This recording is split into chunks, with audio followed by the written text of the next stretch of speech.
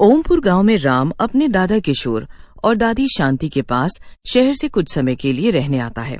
ये गांव कितना बदल चुका है ना दादाजी। पहले जब मैं छोटा था तो ये गांव बिल्कुल अलग था, और अब जब मैं इतने सालों बाद यहाँ आया हूँ तो गांव पूरी तरह अलग है। बिल्कुल बेटा, समय के साथ सब कुछ बदल जाता है। अब तेरे पिता को ही देख ले, कैसे तेरी बूढ़ी दादी मुझे और तेरी माँ को छोड़कर चला गया वो। हाँ दादाजी, पिताजी तो हमें छोड़कर जा चुके हैं। कितने सालों से मैं उसका इंतजार कर रही थी, लेकिन जब उससे मिलने की इच्छा हुई तो उसके मौत की खबर सुनकर मैं तो टूट ही गई थी। लेकिन जैसे तैसे खुद को संभाला है। कहाँ इस उम्र में हमें जाना चाहिए था, तो वो ही हमारे सामने से चला गया। राम कई सालों बाद शहर से घूमने गांव आया था और वो काफी समय गांव में रहने भी वाला था। अब वो देर शाम घूमने निकलता है और घूमते घूमते वो गांव के घने जंगल की तरफ बढ़ता है।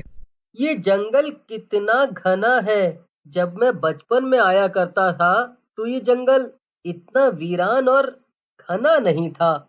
इतना कहकर राम जंगल में आगे बढ़ता है तो उसे जंगल में से बदबू आती है, और ये बदबू काफी गंदी थी। लेकिन कुछ दूर चलने पर राम को एक गंदा नाला दिखता है और उस गंदे नाले में एक औरत आदमी नहा रहे होते हैं। ये क्या आफत है, इस गंदे नाले में ये लोग क्यों नहा रहे हैं, और इसके पीछे की वजह क्या हो सकती है। कुछ देर राम उन लोगों को देखता रहता है, लेकिन जब वो लोग राम को घूरने लगते हैं तो वो वहाँ से घर की तरफ आ जाता है। अरे कब से तुझे ढूंढ रही हूँ और तू है कि इधर उधर घूम रहा है। कहाँ चला गया था? देख नहीं रहा अंधेरा हो चुका है? हाँ दादी, मुझे जंगल की तरफ से आने में देर हो गई, इस वजह से अंधेरा हो गया। लेकिन मैं जो कुछ देख कर आ रहा हूँ वो मुझे आपसे जानना है, और दादाजी से भी। ऐसा क्या देख लिया तूने, और तू जंगल की तरफ क्यों गया था? तुझे जंगल की तरफ जाने वाले रास्ते पर एक बोर्ड लगा नहीं दिखा था, जिस पर लिखा था जंगल में जाना मना है? ऐसा कोई बोर्ड तो नजर नहीं आया, लेकिन मुझे जंगल में जो कुछ नजर आया वो मैं आपसे जरूर पूछने वाला हूँ। मुझे जंगल में एक गंदा नाला दिखाई दिया जिसमें कई सारी औरतें और आदमी नहा रहे थे, लेकिन जैसे ही मैंने उन्हें देखा वो लोग मुझे घूरने लगे। बेवकूफ कहीं का, तू तो ठीक है ना? वो औरत आदमी हमारे तुम्हारे तरह कोई साधारण लोग नहीं थे, बल्कि भूत और चुड़ैल थे। उस जंगल में भूत और चुड़ैल का वास है। एक पूरा भूतिया परिवार रहता है उस जंगल में। आइंदा अगर उस जंगल की तरफ गया भी तो मुझसे बुरा कोई नहीं होगा।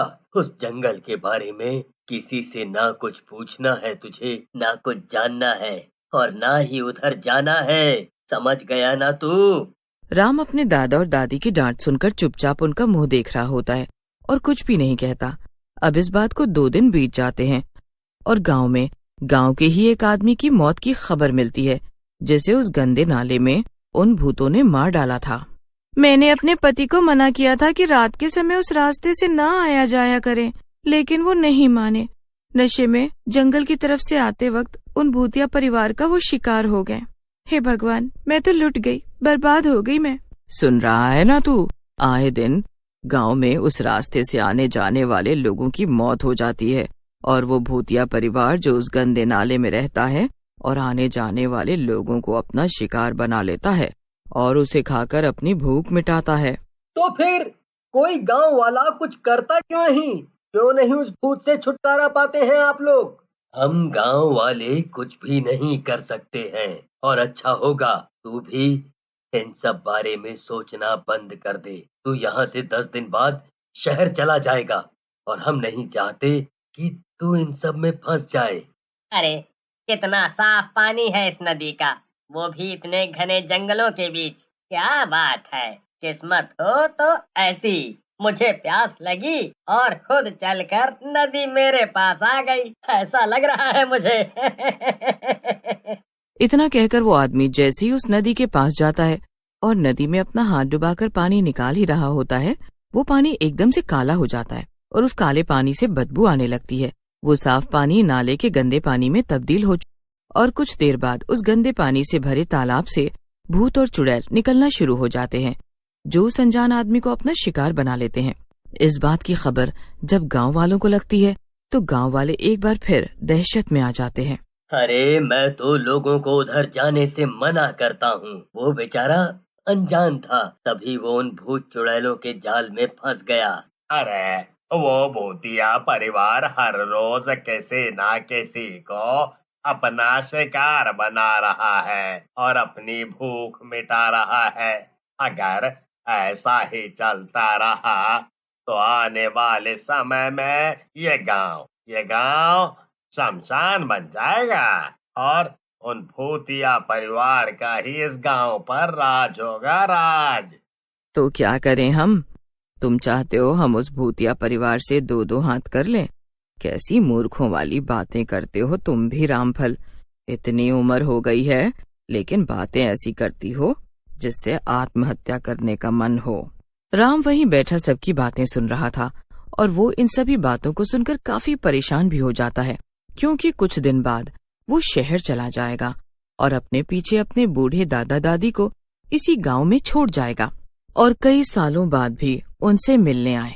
लेकिन राम चाहता था कि अपने दादा दादी के साथ बाकी गांव वालों को भी वो उस भूतिया परिवार के चंगुल से मुक्त करे, लेकिन वो ये सब कैसे करता, इसी सोच में राम कई दिन बिता देता है। राम अब एक तांत्रिक बाबा की तलाश में था जो इस भूतिया परिवार का खात्मा कर सके, और अब राम गांव के कई लोगों से तांत्रिक बाबा के बारे में पता भी लगाता है और तांत्रिक बाबा का पता चलने के बाद वो उस तांत्रिक बाबा से मदद मांगने पहुंचता है। कहो बच्चा, क्या समस्या लेकर आए हो?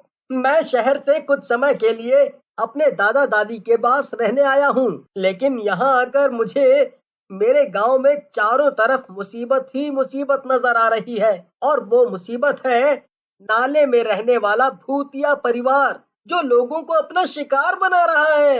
मैं समझ गया, तुम उस भूतिया परिवार की बात कर रहे हो जो आज से 50 साल पहले इसी गांव में रहा करता था। ये परिवार काफी लालची था और इस परिवार ने गांव के कई लोगों से पैसे भी ठगे थे। इस वजह से गांव वाले इन लोगों से दूर रहना पसंद करते थे। घर परिवार सब कुछ बिखर चुका था। अब इस परिवार के पास मांगकर खाने के अलावा और कोई रास्ता नहीं था। गांव वालों ने इन लोगों की मदद इसलिए भी नहीं की क्योंकि इन्होंने कभी गांव वालों के साथ अच्छा बर्ताव नहीं किया। ये गंदे कपड़ों में रहते थे और इन्हें मजबूरन नाले के पानी में नहाना पड़ता, और इनका पूरा परिवार मौत के मुंह में चला गया। और आज यही परिवार उस गंदे नाले में रहता है। मुझे अब समझ आया, लेकिन मुझे ये कहानी बिल्कुल भी पता नहीं थी। इस शक्तिशाली परिवार को खत्म करने का सिर्फ एक ही उपाय है, इसे इन्हीं की शक्तियों से मार दिया जाए। यानी कि कोई मरा हुआ इंसान अपनी शक्तियों के जरिए इस भूतिया परिवार का खात्मा कर सकता है। इस भूतिया परिवार का खात्मा करना किसी साधारण इंसान के वश की बात नहीं। अब राम अपने घर आ जाता है।